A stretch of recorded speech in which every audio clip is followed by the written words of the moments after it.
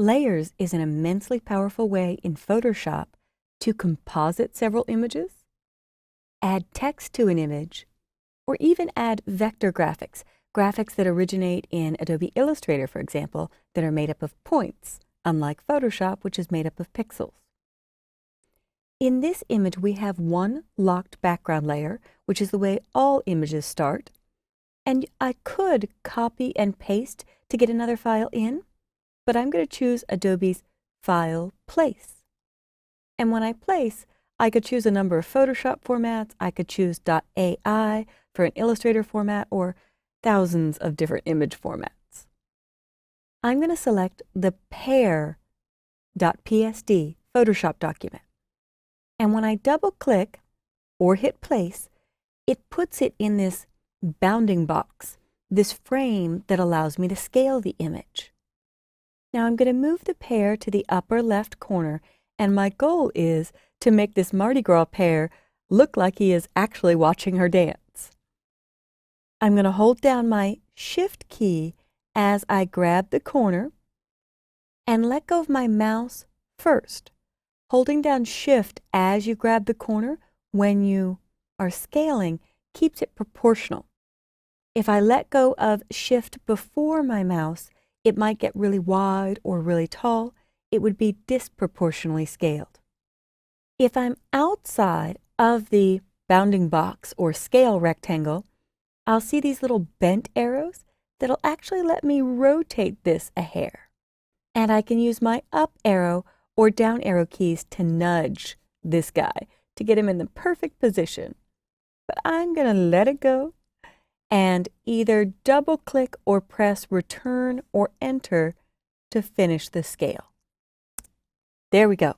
We've got a happy pear in the window, and it picked up the file name of pear for the new layer. So that was one way to create a new layer. You could copy and paste something in. You could do as we just did, choose File, Place. But now I want to create a layer from scratch for a caption below the window. So I'm going to choose my rectangular marquee tool. And to protect the bricks and the original background photo, I'm going to choose from my layer menu, New Layer.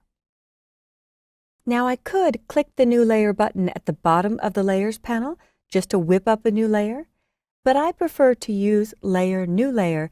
That way it lets me name it, because poorly named or unnamed layers like Layer 1, Layer 2, Layer Copy 1, Layer Copy 2 keep me up at night. So I will call this Fill.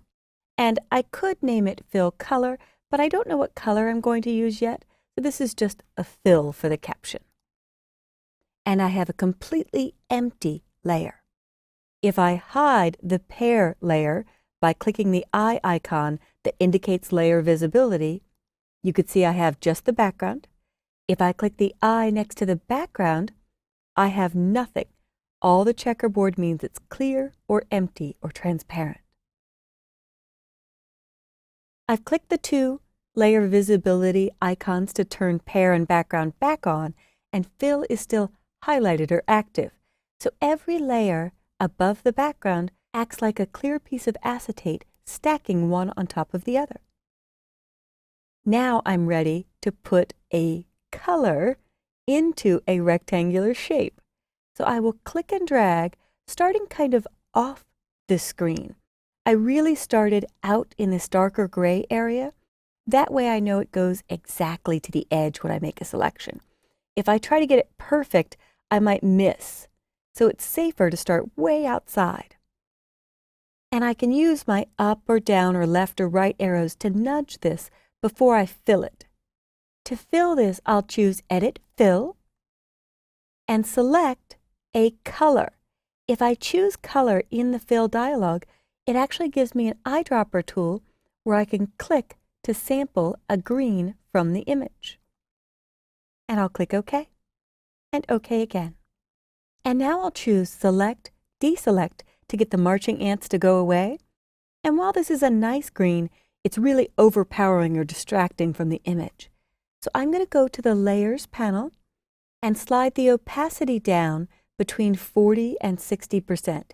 You can leave it at any number you'd like, but I don't want it to overpower. I just want it to call attention to the caption I'm about to add. Now over in my Tools panel, I have a foreground color of black and a background color of white. I'm going to hit the teeny tiny swap arrows once, so now white is my foreground color and black is my background. The reason I chose white is so that when I add text, it puts it in white. If I click my horizontal type tool once and click once on the image, I can type dance like nobody is watching. And I was playing with fonts earlier, so it picked up my Arial Rounded 66 point. I'm going to do Select All, and you may not have Arial Rounded. In fact, I think I'll go back to left alignment on this and move it. With type, if you click in the letters, it deselects.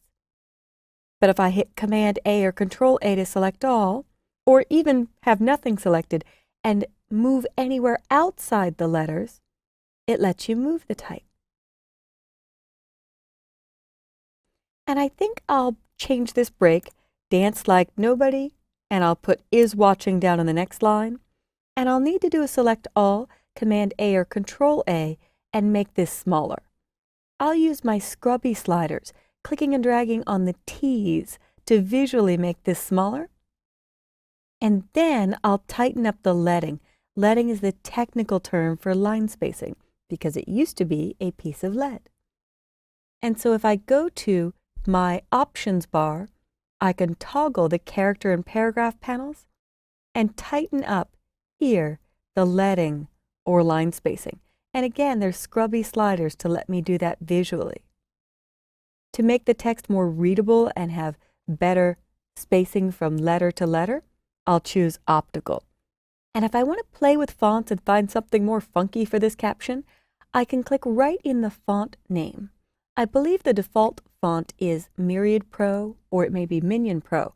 So if you see those words in your type portion of the options bar, click directly in the words but not the arrow to the right, right in the words, and hit your down arrow key on your keyboard, and it will go alphabetically through every font on your system.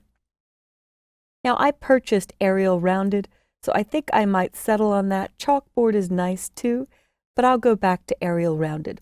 So just a heads up, when you open this file, you may get a missing font warning, but if you don't edit the text in my finished file, it should still be okay. And I have created new layers by bringing in a fill layer, making the layer from scratch, filling with a color under Edit Fill. I used File Place to bring in another image that was silhouetted, and I added a new layer by putting type into the shot. And I'm going to use my Move tool and just nudge this type a little bit to the right. I could also do Free Transform if I want things bigger or smaller, but let's finish this off by making the pear look like he really belongs in the window. In your Layers panel are blending modes. So you could try one of the first ones that jumps out at me, Darken. Darken the image with this color, and it almost looks like a reflection of the pear maybe standing where the camera viewer is. I could try Soft Light, where it looks like maybe the pear is actually inside the window, or Hard Light, where it's more extreme and it looks like the pear is really in front of the window.